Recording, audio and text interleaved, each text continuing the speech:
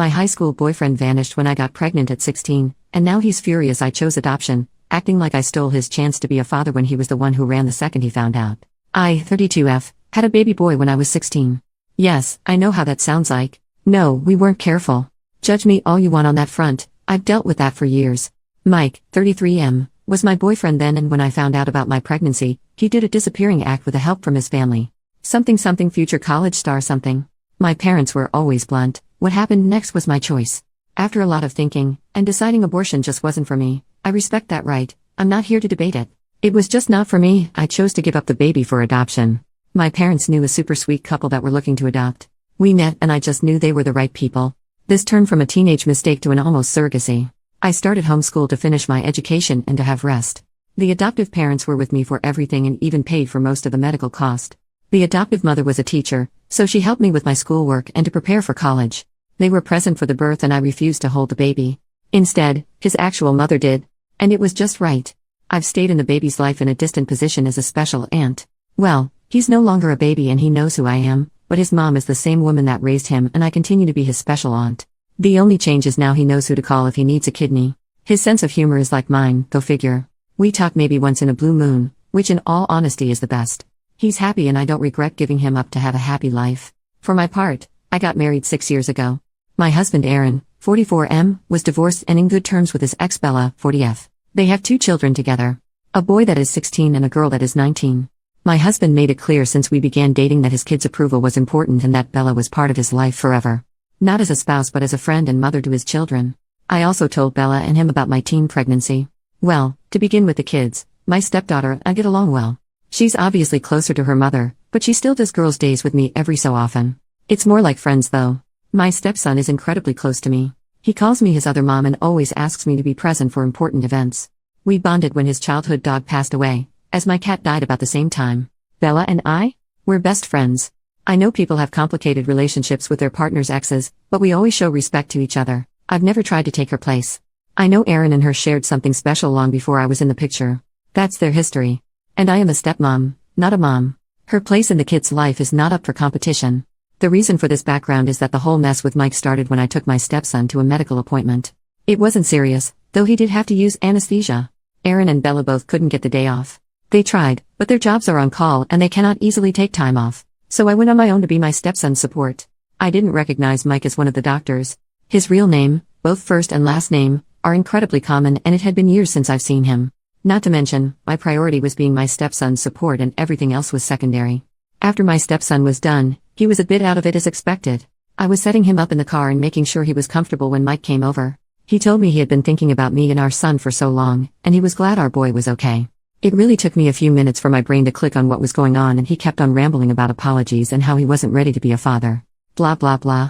Eventually I just sighed and loudly said, "This is not the baby I was pregnant with. I gave him up for adoption after I gave birth. I am a stepmother." My loopy stepson chimed in with, "Other mom." I had to hold back a smirk to be honest. Mike was stunned by that and it gave me time to catch him up on the important details. I gave up the baby, he knows what happened and why I gave him up. I married a man with 2 children. I am happy and don't want him in my life. And no, I won't give him contact information for the adoptive family. He is 16 years too late. That was the end of it and I got into my car to get my stepson home to rest. Since then Mike found me on social media and has been painting this sob story about me denying him a chance to be a father. How I was a poor mother that threw away her child to raise someone else's children. I'm basically the she-devil apparently. Most of our former classmates that saw the post reminded him that he left me. Some of his high school friends even pointed out he laughed about leaving me pregnant. I didn't know that part. A few of his relatives have reached out to bash me about taking Mike's chance to be a father. That it made me a poor Christian. I'm not. I'm Jewish to begin with. A few friends did tell me it was a BTCH move to give the baby up without telling Mike. I don't personally think I was in the wrong, but in case I decided to leave the judgment to the internet masses. So, Reddit, am I the jerk? Added to clear something out. The adoptive parents and bio child have a phone number to contact Mike's parents if they want. I have no say if they do or not. I just won't give Mike any information on them. Update, 17 days later. This is probably the one and only update I'll be doing. Because to be honest, I got other things to do and I have my main Reddit account for lurking. I'm going to start with the important matter. A lot of people were worried about my biological kid and what he wished when it came to Mike. Well, I got his permission to post this. He spoke to Mike once a few days after I told him where he could find Mike. I won't share all the details, only the final decision. There won't be any more contact between them. The kid doesn't want a second dad, and Mike wasn't willing to be in his life unless he had the position of dad. So he's going no contact with Mike. There was more to it, but it's very personal and I feel it's not my place to share it. The kid and I will continue to have a relationship as aunt and nephew. And he knows whatever he needs medically, I'll always be first in line to give blood, kidney, etc. For those wondering why Mike is so big into contact with a kid, I found out a few details via his friends. Mike can have more kids. He just hasn't had a stable relationship in years. Which I can believe since I finally had enough and decided to accept going to have coffee with him to get some things squared away.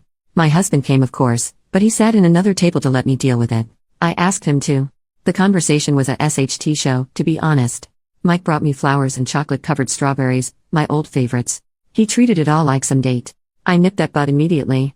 I introduced my husband and told him we were very much in love and happy, so I don't appreciate any attempts at unwanted romance. Once we sat down, he started by telling me what I knew about him having failed relationships. That he felt no woman could meet his standards for a wife and mother to his children since he already saw me as that. He claims he feels guilty for choosing college over me, our baby. He was well aware of the court dates regarding custody and that I was trying to put the baby up for adoption. When he saw me taking care of my stepson, he thought I had chickened out of giving the baby away. Seeing me be all caring of our baby boy made him think how great it would be if the three of us could be a family, and maybe have a bigger family down the road. He had the gall to ask me if I would consider divorcing my husband and try to fight for custody of our son. I have to admit, I laughed in his face. I probably was overly cruel, but I had years of stress, heartache, and judgmental encounters to drop on him. I told him all I saw in him was a coward. A coward that instead of staying to make adult decisions decided to run with help of mommy and daddy. That any love I had for him died the day I had to push out a full human being, and instead of knowing I had support from him, there was a big empty spot where the dad was supposed to be.